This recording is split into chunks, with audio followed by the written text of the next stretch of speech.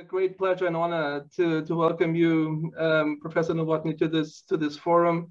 It's indeed in virtual, but we already discussed this. This has its pros and cons, and I hope that in this respect, the pros do have some impact. Mrs. Nowotny is one of the most renowned speakers and experts in the fields that we are exploring in this lecture series on issues of how algorithms impact our society, maybe also vice versa, and how issues like uncertainty and risk are modified by this interplay of society and algorithms, especially in the context of trust and conflict. And this is, of course, what this nascent research cluster ConTrust is all about, how trust is potentially born by conflict in times of uncertainty. All of these issues Professor Nowotny has addressed in an impressive career. She started as a lawyer, I noticed, in Vienna, and then she expanded her purview in many respects. She's a true global academic with research days in the United States and in England, the UK, and in Zurich, where she was teaching in her like in the last spheres of her active, or however to really discuss this career. She has written extensively on the sociology of science and technology. She's indeed one of the most eminent writers in this field of science and technology studies, and all the more so, she has written many books, and I only point to the last because this is the last I have, but it's not actually visible, but now it is, but somewhat. This is Zoom technology. In AI we trust, and this is a very important book for our research cluster, as she makes very important analyses on how uncertainty is being reformulated, maybe even quashed in times of algorithmic rain. And one of her normative arguments that she makes very strongly in this book is to reclaim uncertainty as a chance, as a potential for humans to mold an open future, and not to be quashed by something which is about to close our future, or the potential to mold it. But I was talking far too long now. It's really a great honor, Professor Nowotny, to have you here, and I'm very much looking forward to your talk. Well, thank you very much for this kind introduction. And it is a real pleasure for me to be able to address you. I don't see you. Normally, it's very nice to have an audience in front of me, and I can see whether people are following me or whether they fall asleep, which does not happen that often. But with this new technology, you never know, but I hope that I can reach those who are interested in these topics, which indeed, as you just heard, are really something that we have to deal with, and the social sciences are challenged to get involved with the technology. And I think your leitmotif of normative orders is very attractive in the sense that it allows to bring together what I would call the technological order, because there's also an ordering system behind and within any technological system, and the social order. And it is these two kinds of orders that in some way I also try to bring together. So if I can have perhaps my first slide, because I prepared a few slides. So the topic that I have chosen is what if the cunning of uncertainty meets predictive algorithms. And if I mention the cunning of uncertainty, which was the book that I wrote previously, it is with the intention to make us aware that when we speak of uncertainty, the opposite is not necessarily certainty. Because if we are honest, we know that we have very few certainties in our life. The one certainty we all know, of course, is that we will all die. That's the certainty we are, which is inscribed in us as biological beings. But instead, what we do is we take things for granted. So the certainties we rely upon are temporary. And this is why I speak until ... So what do we take for granted? Let me just go through with you through some of these dimensions and layers of what we take for certain. First of all, much of social behavior and social interactions. This has been a topic explored in great detail by sociologists like Tony Giddens or Goffman or Bourdieu and others, who all have pointed out that social structures with the kind of continuity that is built into them forms an indispensable scaffolding for our social lives. Otherwise, it would not be possible. So this is something that indeed we take for granted. And as people like Erving Goffman have shown in fascinating detail, you discover what you take for granted if you break it deliberately. And then, you know, you see in front of you what you took for granted because you no longer follow the rules, which are sometimes very explicit rules, sometimes very implicit rules. They also vary by culture, as we know. So this is the layer which sort of shapes our social life and social behavior, and it is indispensable.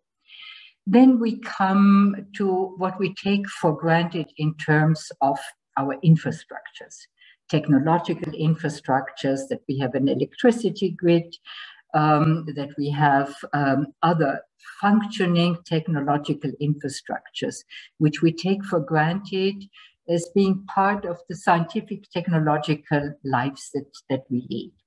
But you notice already there is less of a certainty, a temporary certainty built into this, because, for instance, if we move out of the Western industrialized world, we realize that what we take for granted, that if you switch on the light, electricity most likely will be there, for instance, does not work in countries like India or many other countries where you have blackouts and you have temporary interruptions, etc. So this is already contingent on what we take for granted to certain parts of the world.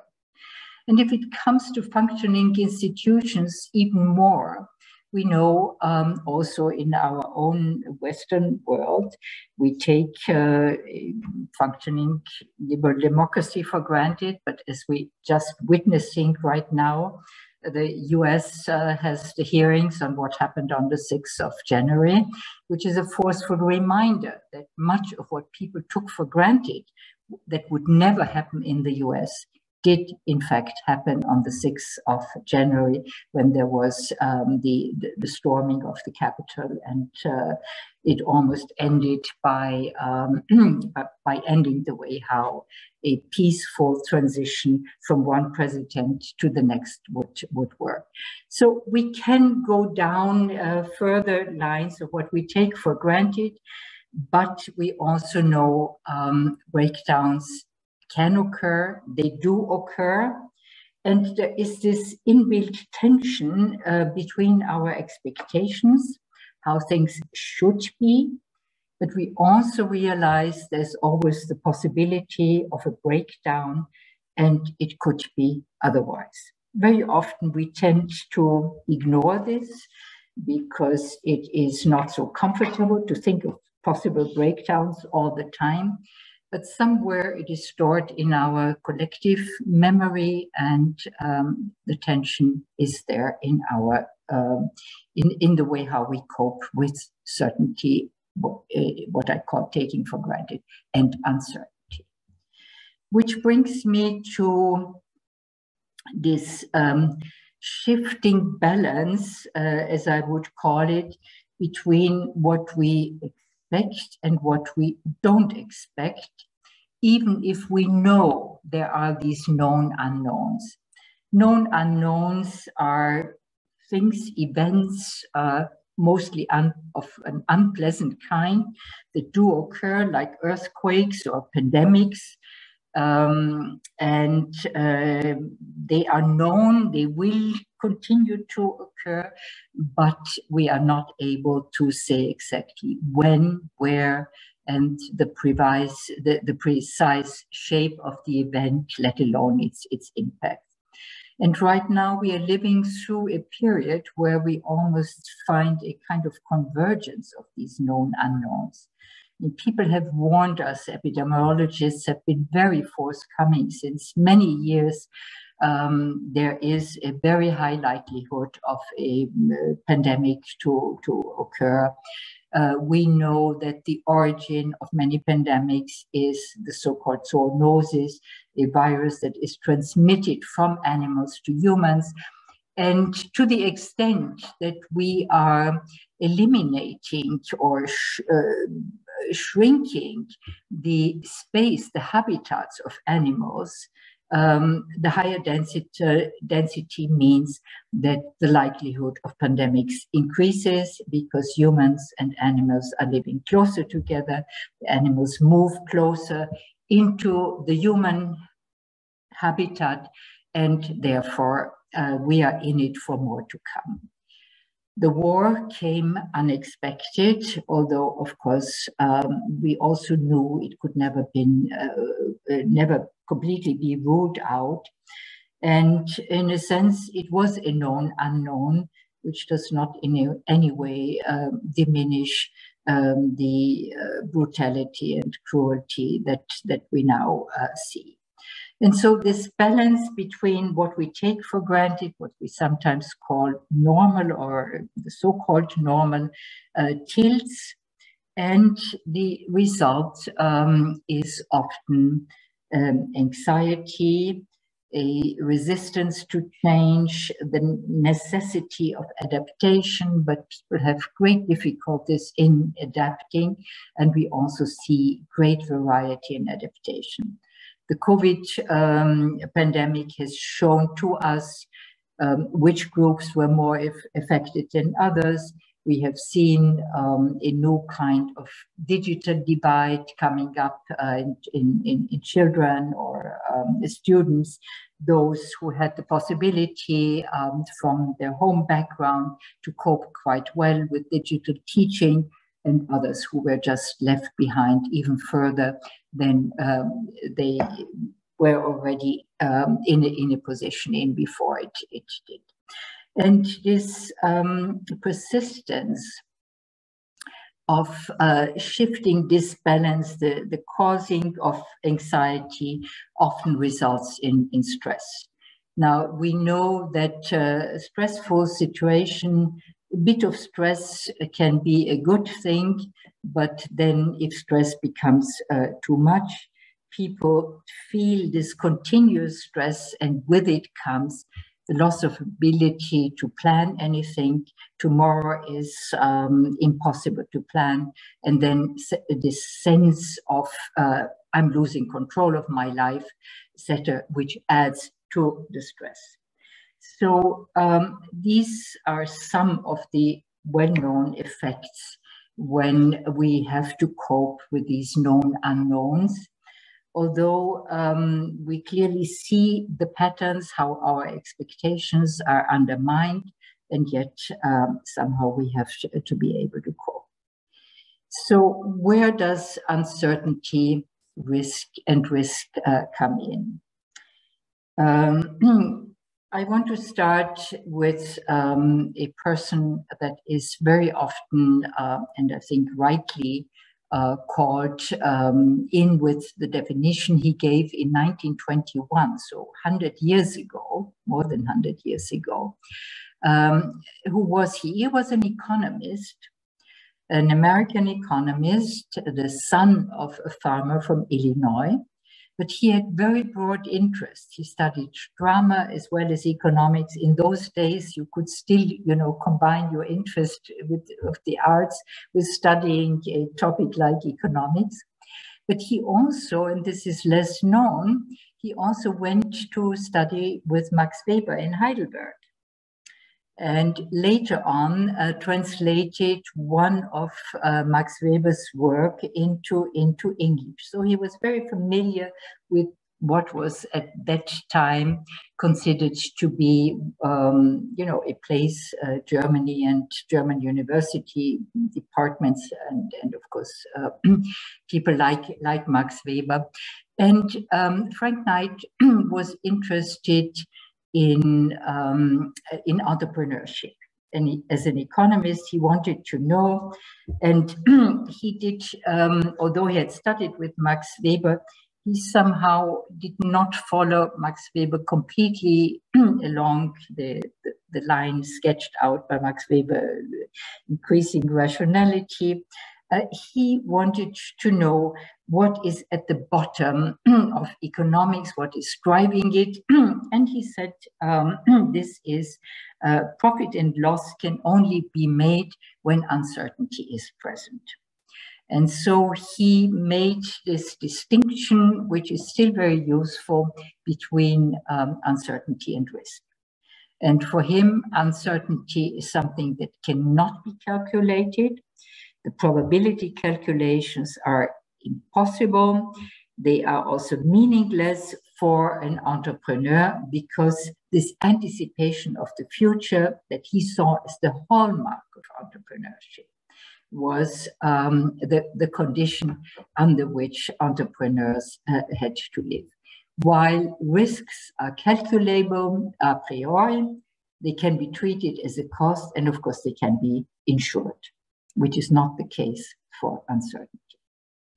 So now I make a big jump of 100 years, and much has changed since.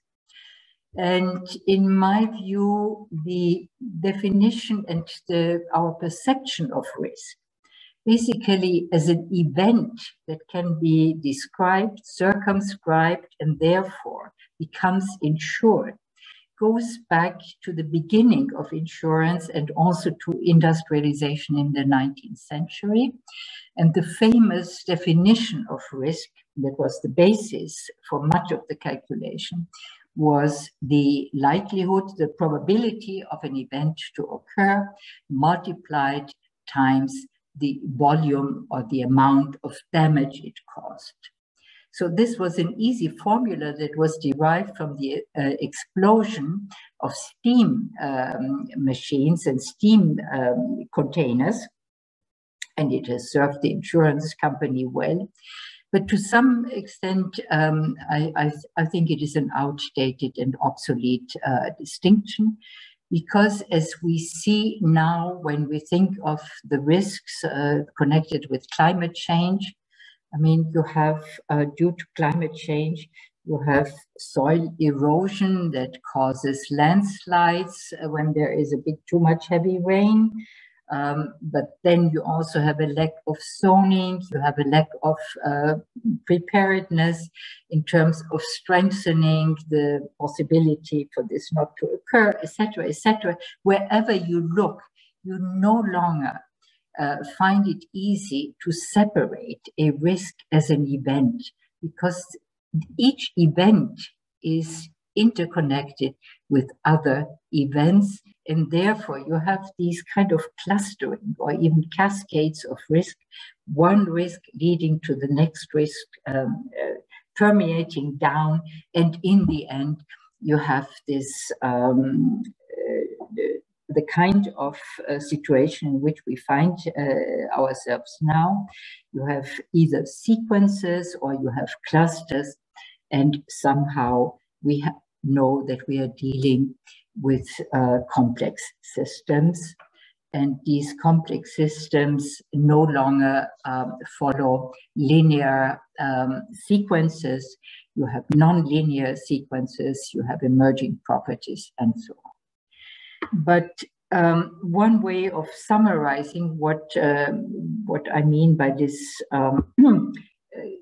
changing in the way how we can define and deal with uncertainty and risk is to put it under the much larger topic of the unintended consequences of human action, which is really at the heart, the intellectual central problem of the social sciences. And I presume also in your normative orders, you will again and again meet this core problem that we are not very well equipped as human agents, as human actors, to foresee the consequences that come and arise from what we do.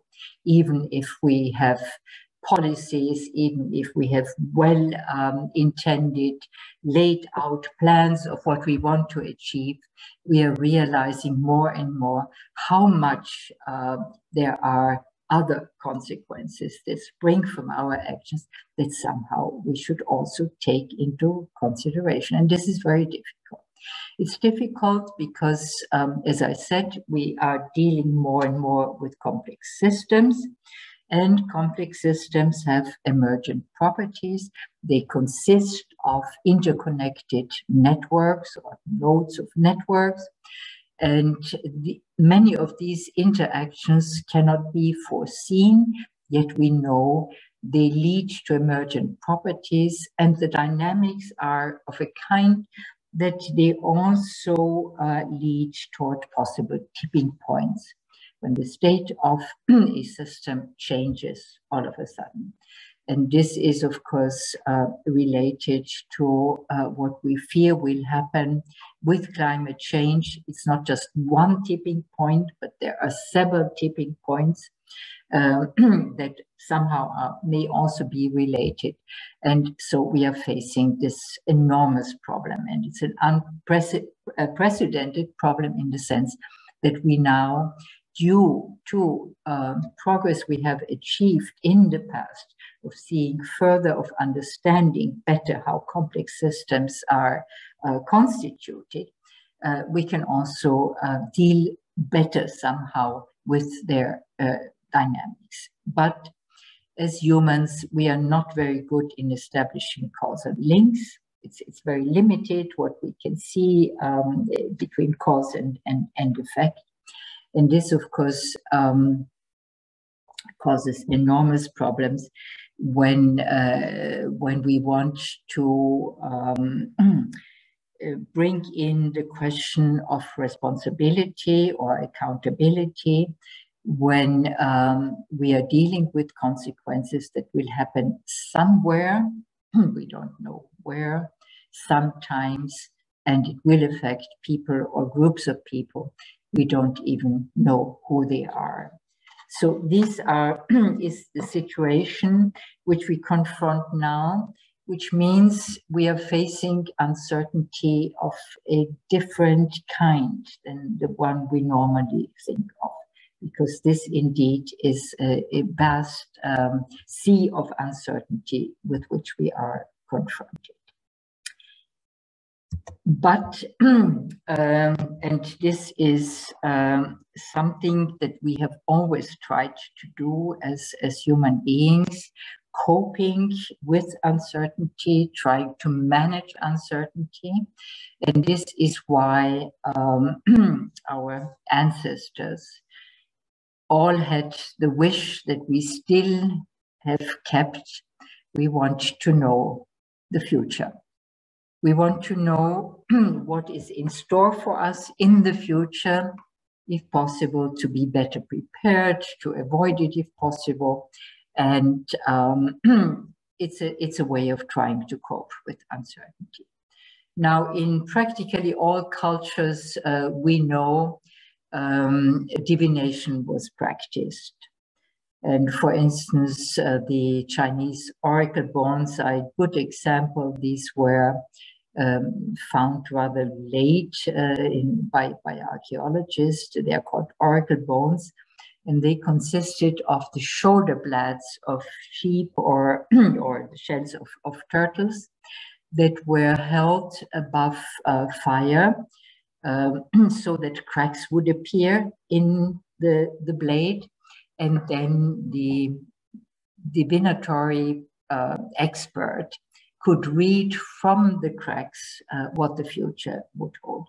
And it's interesting that by now many people believe that this was the origin of the Chinese script. These cracks that appeared in these oracle bones that were interpreted. And so searching for the future may have given rise to a particular way of inscribing and transmitting knowledge by scripture. We know other divination practices that there are many. And although we think we no longer practice divination, nevertheless, we have all these foresight exercises. We continue to write and read and assemble commissions to do reports on what the future will hold. And wherever you look, whether it's energy or cybersecurity or food security or whatever, we have these foresight exercises that will tell us what to expect in 6 years, in 10 years, in 50 years, etc. And of course, the more we turn towards the future, the more vague it becomes, and the figures sometimes become completely meaningless.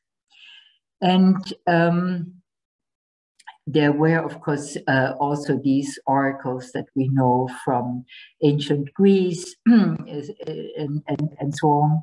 And Elena Esposito has done a nice comparison by alerting us when we use predictive algorithm, there is a certain similarity with oracles because the oracle was tailored to speak to one person, whereas statistics was based on data, numbers, or knowledge that we would gain from groups. And it could address only what groups would do, but never the individual. The oracle was targeting an individual and speaking to the individual. And I think this is a nice way of introducing our increasing reliance on predictive algorithm, because now we have these very powerful computational machines. We have digital devices. We have procedures like deep neural networks that allow us to produce more and more of these predictive algorithms that come up with predictions about the future, and they target individuals, because we are able to design these machines to target the individuals so that the individual's behavior would follow the prediction of what the machine and the algorithm predicts. Now, let me just very briefly give you a kind of historical background. I mean, the origins of artificial intelligence, AI, as we call it, actually go back for more than 80 years. And the term artificial intelligence was first used in 1956. So it's a long time ago. It was used at a conference in Dartmouth in the US. And the general opinion is today we would give it a different name, because the term intelligence is very misleading. First of all, there is very little consensus on what intelligence, human intelligence, really consists of, and you have widely differing definitions and how can you measure it, etc.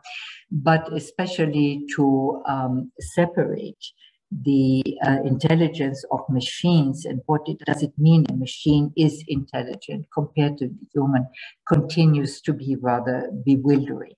And very often we confuse the two. We think a machine can be as intelligent as a human without really being able to see the difference.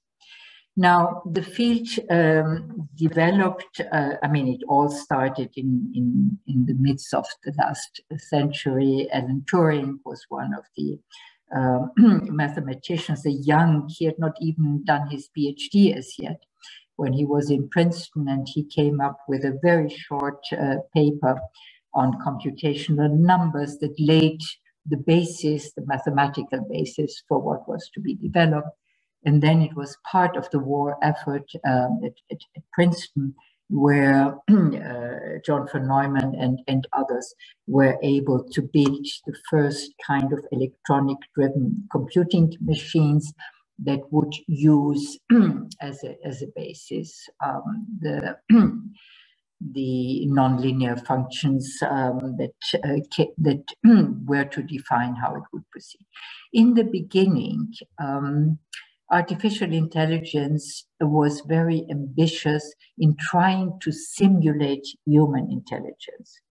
And people believed at that time, if we follow the formal reasoning, the formal logic, because they still thought that human beings are different from animals and from machines in the sense that they follow formal logic. And it turned out that this was a kind of dead end.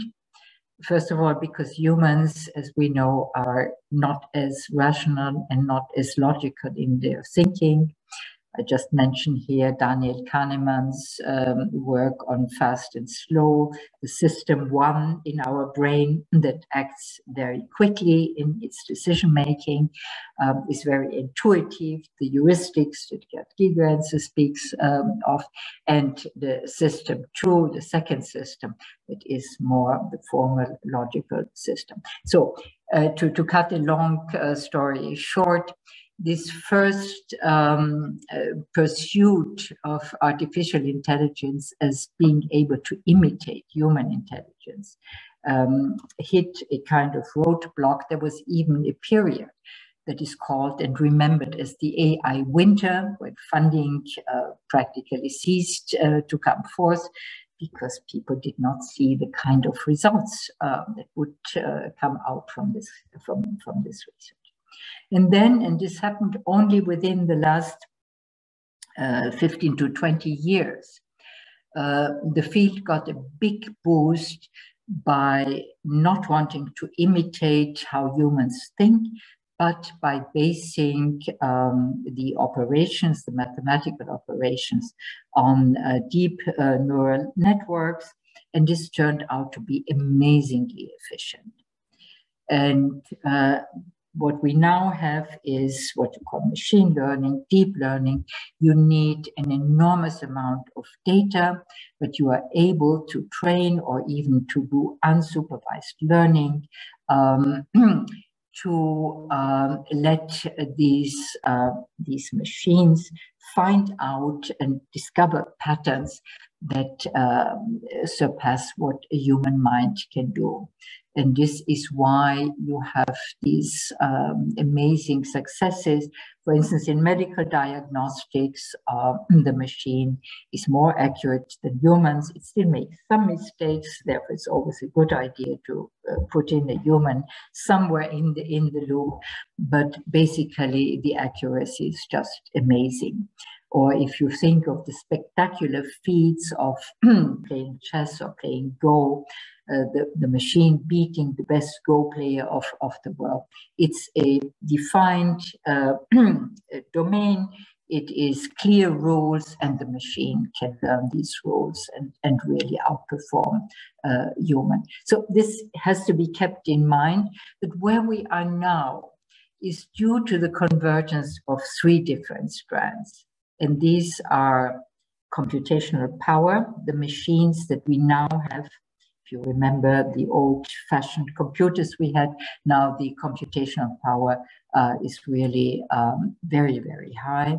We have sophisticated algorithms, and we have an enormous amount of data and more access and ever more access to data, partly coming from sensors that we are installing everywhere, on the ground, underground, above ground, if you think of drones and the kind of data that are being gathered. So this brings us to where we are now. And due to this reliance on deep neural networks, on the algorithms that we have, the system is able to continuously self-improve. Now, this brings us back to what does a technology do to us humans? We use it. This is why we have technology. But very often we are not so cognizant and self-reflective in analyzing what does it do to us. And I focus deliberately on predictive algorithms because I think they open a new way into this enormous field. I mean, there are so many different approaches you can take, so many different routes to try to make sense. What do the machines, these digital machines, do to us, and what do we use them for, or what could we use them for? And by focusing on predictive algorithms, I wanted to bring in also the temporal perspective, because prediction by definition means you want to see further into the future. You want to use it as a way of coping with uncertainty, of managing uncertainty. But then there are also these kind of implicating the human who uses them, who receives the predictive algorithm, who believes it, who trusts it or does not trust it, and under which circumstances do we trust it, do we not trust it? And in the end, it's a kind of way of rethinking this relationship between what I call the technological order and the social order. Now, they allow us to see further into the future, and it's a great thing overall, because, for instance, we can follow on the screen, if a hurricane approaches land, we can follow it on the screen, and we are able to predict its landfall with an astonishing accuracy, so that people have the possibility to prepare in time and so on.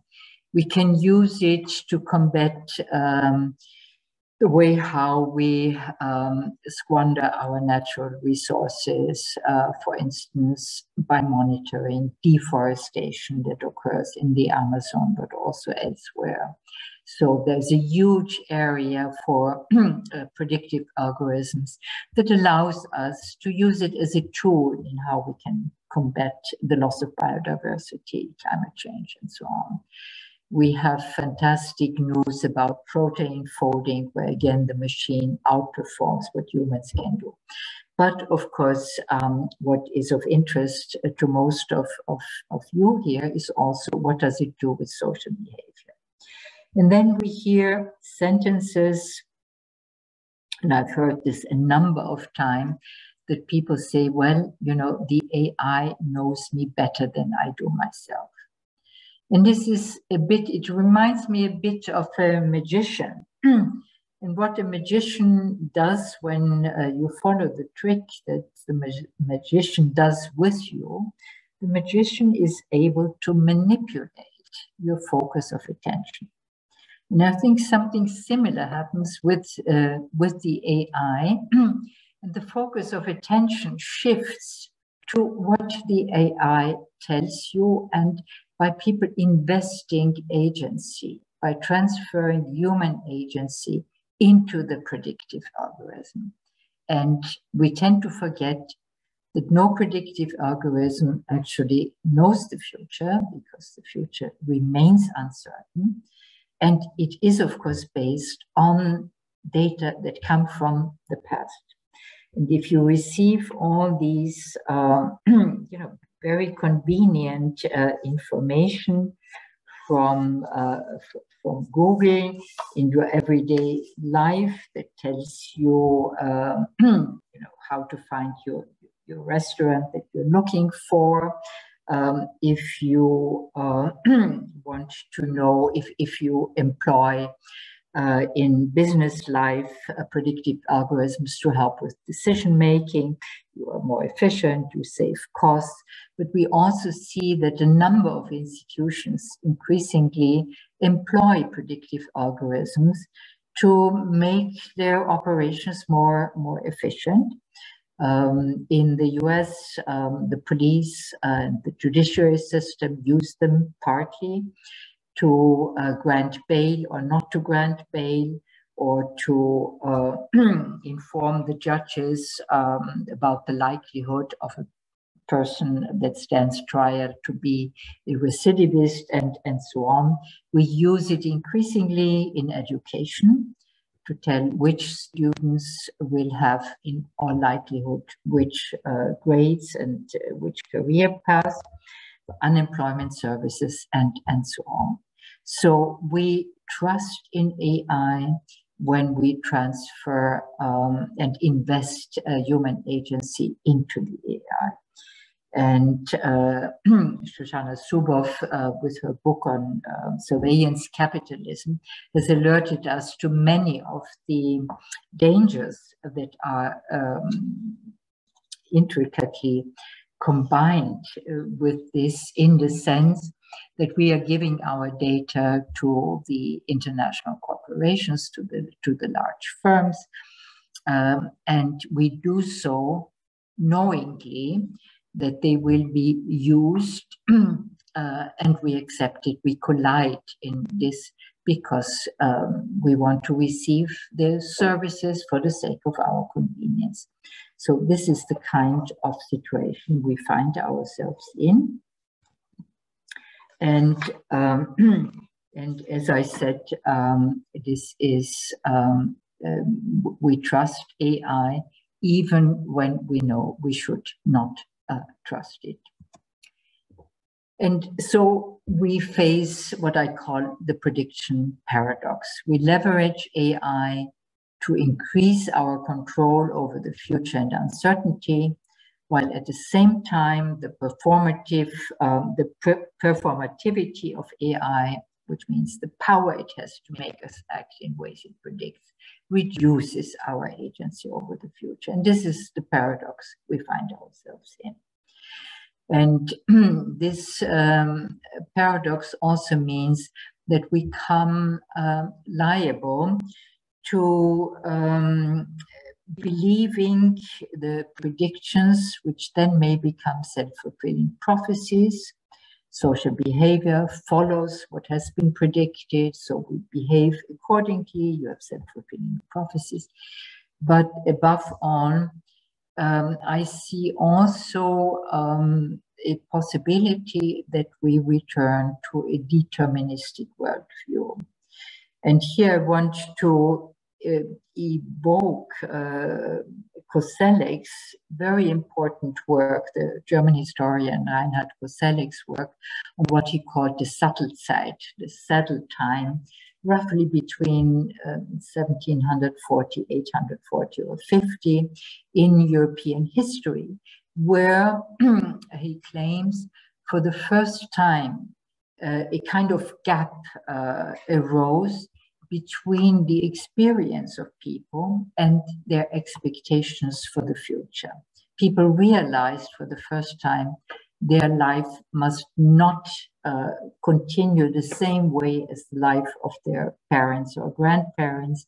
It could be different. And for the first time, they had a changing notion of the future as an open horizon. And this came, of course, on the background of the Age of the Enlightenment. It came with other changes in society that Koselleck describes in great detail. And I just am fascinated by this, opening of the horizon of the future compared to the thousands of years when human beings were convinced their destiny had been set by some higher powers, God or the gods or whoever. And so there was little that could be done. I mean, you could try to twist a little bit here or there, but basically, fate was set. Your destiny had been settled by someone for you.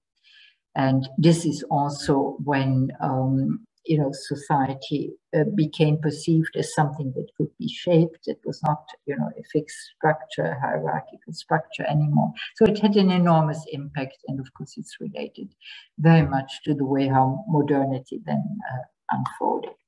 And it opened up to a worldview with a future that is open. And if we are too much caught by the prediction paradox, then in my view, we risk to return to a deterministic worldview and give up this wonderful human invention of seeing the future as open, which is what science is all about. Because science shows us that there are many more possibilities, and it's up to us what we do with it.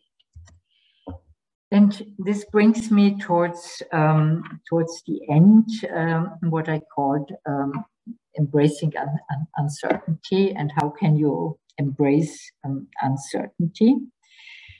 Well, first of all, it means that you are willing to allow that it could be otherwise. It opens up a space of the human imagination, individual, but also collective imagination, what if? And digitalization and the AI and the related possibilities that it offers to us is we can run simulation models. We can ask the question, what if? And it allows us at least to see a bit further and to follow some of the possible consequences. It will never capture all of it. It will still be a rather limited time span that we can see, but it opens up this space. And if we agree that the future remains open and uncertain, while we want to expand our collective imagination, we also have to become aware of the constraints that there are. Because if you have an unconstrained collective imagination, you're likely to end up in nowhere or in a space that is full of possibilities, but you don't know what to do with it. And in the end, it turns out to be either a utopia or a dystopia of some kind that has lost the connection to our social reality. And but this also means when we start to think about constraints, it also means that we begin to think about constraints not only as something that prevents us doing things, but that has a constructive power, because preventing you to do something also forces you to think of possible alternatives. How can you circumvent the constraints? This is very much part of what engineers are doing. They encounter bottlenecks of all kinds. They encounter constraints. They have to work within the constraints or circumventing the constraints, overcoming the constraints. And much of it is also true for science, where you always see the constraints. Some can be overcome. And this also holds for us which constraints remain impossible for now, which constraints remain improbable for now. And if we are facing the challenges of that we are facing right now, wherever you look, be it the challenges of coping with the consequences of the war in Ukraine, inflation, the leftovers of the pandemics, etc., which are the ways forward. And if you only see constraints, then your world shrinks again, your action space becomes very, very constrained. But if you look at constraints also as a way of trying to ask what is impossible and, you know, which are the parameters that say it's impossible. If we are discussing measures regarding the environment, you know, what is really impossible, what is only we think is impossible. This could be one way of moving forward. But in the end, it all should lead to strengthening the way how we can act together, and we can continue to discuss along these lines. So I want to end here and thank you for giving me the opportunity of combining themes that came up in my last two books, The Cunning of Uncertainty and also In AI We Trust. So thank you very much, and I look forward to our discussion.